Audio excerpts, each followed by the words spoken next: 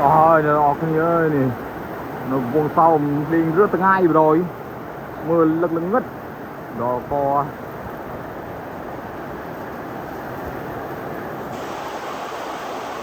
mày liền rất ngay rồi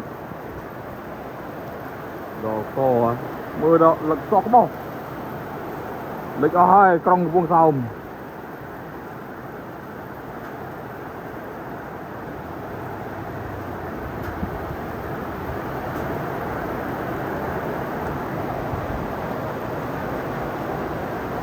lưng lưng rất thân rồi